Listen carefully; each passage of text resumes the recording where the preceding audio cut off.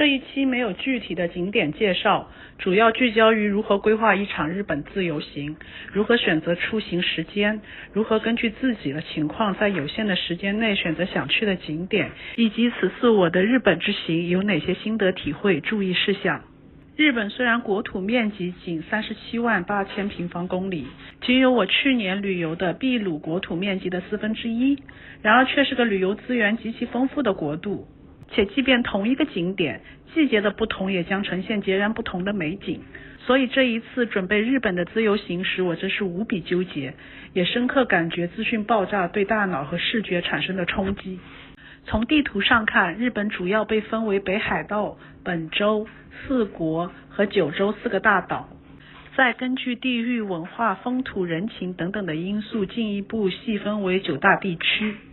分别是北海道、东北、关东、东海、北陆、关西、中国、四国以及九州冲绳。每个地区又包含各级城市、县城，还有数不清的景点推荐。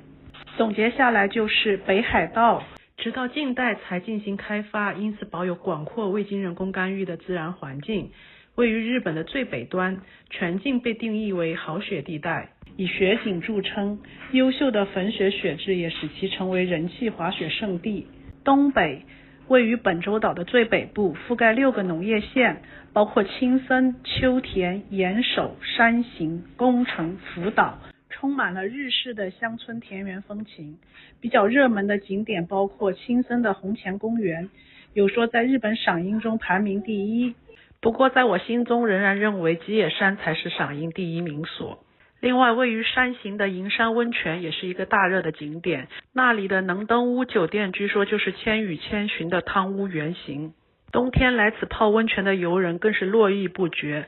你很难订到那里的酒店。接下来是关东地区，包括茨城、立木、群马、埼玉、千叶、东京、神奈川。在这里既有如东京一般的繁华都市，又可在箱根泡着温泉欣赏富士山，还有浅草寺、明治神宫等历史古迹。然后是关西地区，其实它的官方名称叫近畿。过去京都是日本的首都，近畿的意思就是靠近首都的地方。关西包含了滋贺、京都、大阪、奈良、和歌山以及兵库。关西的历史文化古迹最为丰富、最为集中，适合感受原汁原味的日本文化，可谓日本的灵魂与文化之都。以京都、大阪、奈良为中心的交通网更是遍布，十分的便利快捷。在关东和关西之间是东海和北陆2大地区，其中东海包括山梨、静冈、岐阜、爱知以及三重这5个县。东海的山岳资源极其丰富，并且集中了很多日本文化，比如武士、忍者，日本最神圣的神社伊势神宫也在此。其中白川乡、富士五湖、人野八海都是热门的景点。北陆地区则包括新泻、长野、富山、石川和福井。北陆地区相对小众，以自然风光为主，适合很多的户外活动。北陆也有如高远城址公园这样的日本排名前5的赏樱名所。东海和北陆统称中部地区，这里也是日本战国3杰的发迹之地，所以除了上边提及的自然风光，也有非常丰富的历史古迹。只是中部地区相对广阔，景点也比较分散。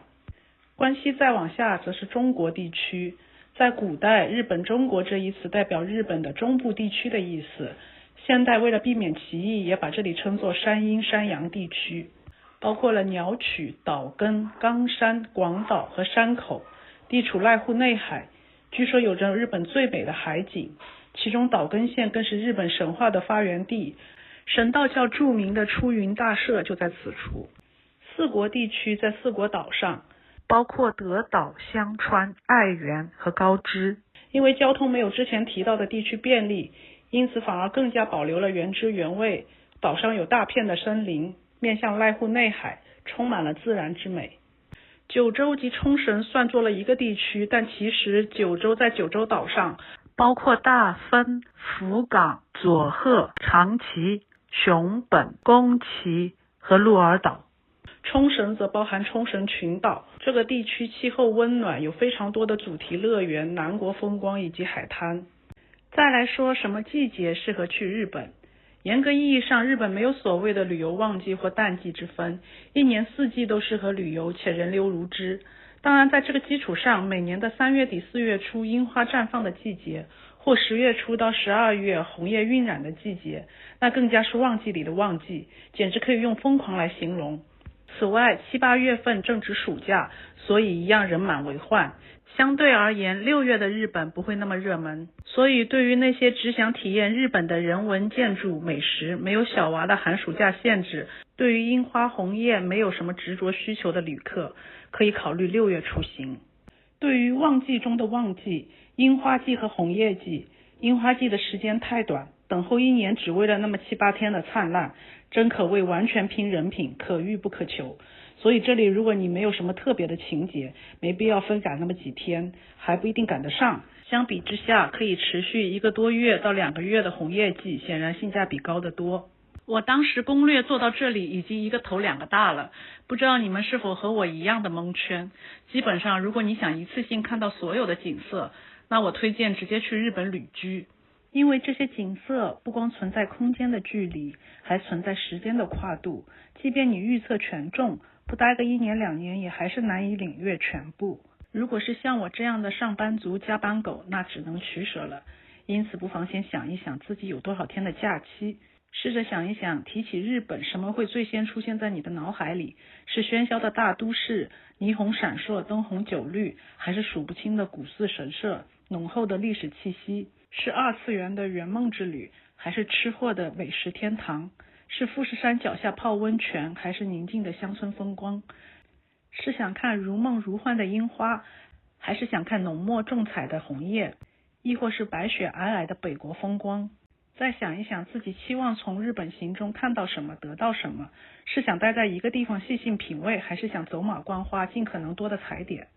以我为例，我做行程选择景点的时候，原则一贯遵循的就是这些景点是不是此地所特有的，有没有替代景色，或者我之前或近期有没有去替代的地方的打算。基于这个原则，我对于雪景和自然景色完全没有非看不可的渴望，因此北海道、北陆、中国、4国这些区域基本不在我这次行程的选择里。而南国海滩的景色曾经在墨西哥、马尔代夫都有过体验，因此九州、冲绳也不在我的选择范围内。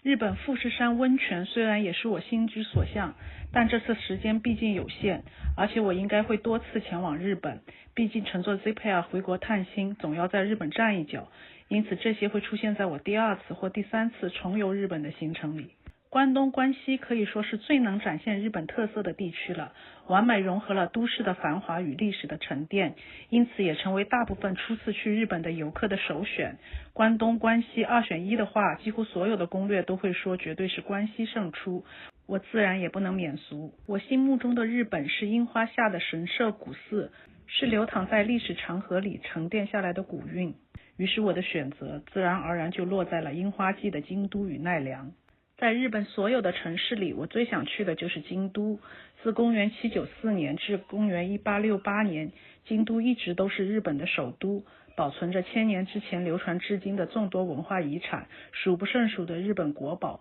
无论是建筑还是藏品，都是佛教美术艺术方面的顶峰。即便我这次在京都待了前后有9天，依然没有玩遍所有的景点，更别说京都的周边还有奈良、宇治，也是绝对推荐一去的地方。温哥华的小伙伴可能会觉得樱花季的温哥华实在美翻了，至于非要飞去日本看吗？怎么说呢，我心目中的日本樱花是一种意境，如梦如幻的樱花像云一样穿越时间，融合在古寺的背景里，是一种规模，漫山遍野，仿佛可以一直延伸到天边，这样的场景温哥华是没有的。既然选定了京都，接下来就是计划时间及具体的景点。京都的景点非常多，寺院古寺真是比比皆是，细细去挑真的是挑花眼，所以建议大家先把所有的景点分成3大类。第一类是在各大攻略里都会提及的必去景点，以及必去景点周边走路范围内的强烈推荐的景点。这一类建议是初次游览京都的话尽量都去，因为这一类景点总共也就10来个，而且如果时间真的紧张，也可以把周边的强烈推荐的景点省略。第二类是不同的攻略里提及的强烈推荐的景点，这样的景点有非常多，需要结合自己的兴趣去选择。比如我选了晴明神社、33间堂、东寺、御苑。晴明神社完全是为了满足自己的漫画情节，33间堂因为在网上看了千手观音的纪录片，让我对那里产生了兴趣。东寺里自是有数不清的国宝建筑，而作为天皇故居的御苑当然也得去一去。如果你想要看樱花或者红叶之类的景色，再挑1、2个和美景相关的景点，再挑1、2个备选方案。比如我一开始挑了吉野山，但是因为吉野山迟迟不开，最后我就换成了醍醐寺。最后再留1、2天的闲暇余量，以备到了目的地后看到感兴趣的景点还能有空去转转。比如我在公车上看见一片非常有规模的寺院，一查地图是西本愿寺，于是第2天去了那里。下边附上我为自己这次行程整理的推荐清单，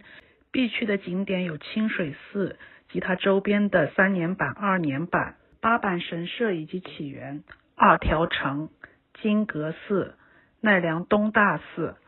以及周边的春日大社、奈良公园、新福寺等平等院，以及它周边的宇治上神社、宇治神社、新胜寺等福建道和、岚山。强烈推荐的景点有东寺、33间堂、西本愿寺、东本愿寺、醍醐寺、御苑、南禅寺、银阁寺、平安神宫、仁和寺、下鸭神社、上贺茂神社、妙心寺。赏樱名所则包括上边提及的大部分神社和寺庙，以及吉野山、岚山、奈良公园、大阪城公园、福建石洲、哲学之路、簇上倾斜铁路、鸭川、贝歌堤等等。最后来说一说注意事项。中国护照需要签证，签证申请的攻略参考日本京都签证住宿交通攻略这一期视频。日本左道行驶，不论自驾还是赶公车都请注意方向，尤其选择的目的地是京都或京都及周边，公共交通极其发达且人流密度极大，不推荐自驾。在日本治安极好，且信用卡的使用畅通无阻，很多自动售票售货窗口支付宝也可以付账，所以不需要换太多的日币。大部分的公交车是投币的且不找零，所以还是需要备一些零钱。而且在景点买纪念品，景区门口买门票都是有零钱，会更方便一些，推荐1天1万日元的标准。日本整体的英语水平有点出乎我意料，需要翻译软件辅助交流， Google Translate 很好用。另外此次日本之行 WiFi 我们用的是 UBigate 的 eSIM， 15刀10 G 30天，如果你就待10天左右，仅需要网络导航发消息，其实3 G 8刀我觉得也够。旅店饭店基本都有网络覆盖，有些地铁站市中心还有京都城市 WiFi 覆盖，其实也用不了多少流量。另外淘宝也有 WiFi 租设备，但是那个需要取设备还设备，我觉得麻烦，所以直接用了 eSIM。 有些攻略有推荐按内换乘这款 App 来参考日本交通，然后我觉得 Google Map 就非常好用，完全没必要用别的软件。有打车需求的游客 Uber、滴滴在日本都可以使用，但是滴滴似乎绑不了北美信用卡，需要支付宝或微信支付，所以我直接用的 Uber。 再有关于交通是单次投币还是买1日券或者买 IC 卡，日本最常用的交通卡有3种， Suica卡、Passmo 和 Eco 卡。如果去关东更推荐Suica卡，而关西更推荐 Eco 卡，不过据说现在基本都通用了，能满足大部分需求。现在除了去车站买实体 IC 卡，如果你是 iPhone 手机，还能直接充值电子卡。打开 iPhone 钱包，选择交通卡，就能看见日本交通卡选项，直接充值非常方便。但是据说如果是安卓手机，只有日本版的手机才支持。我的意见，如果不打算频繁多次去日本或长时间旅居日本，没必要买实体 IC 卡，有押金，你离境的时候还得去退卡。如果你1天的行程不超过3个以上的景点，不需要买1日券，否则不划算。樱花盛开的季节还是坐地铁的好，公车堵车严重，很夸张。我4月2号那天就是因为公车严重晚点，导致东寺最后没去上，第2天就开始下雨了。但是如果不是疯狂的季节，公车更灵活且少走路。如果大家对于去看樱花感兴趣，可以参考日本京都追樱攻略这期视频，里边分享了我这次追樱的经验及教训。如果你喜欢我的内容，请点赞、订阅及转发。我还会在之后的视频里详细介绍我这次去过的景点。那么今天就到这里了，我们下期见吧，拜拜。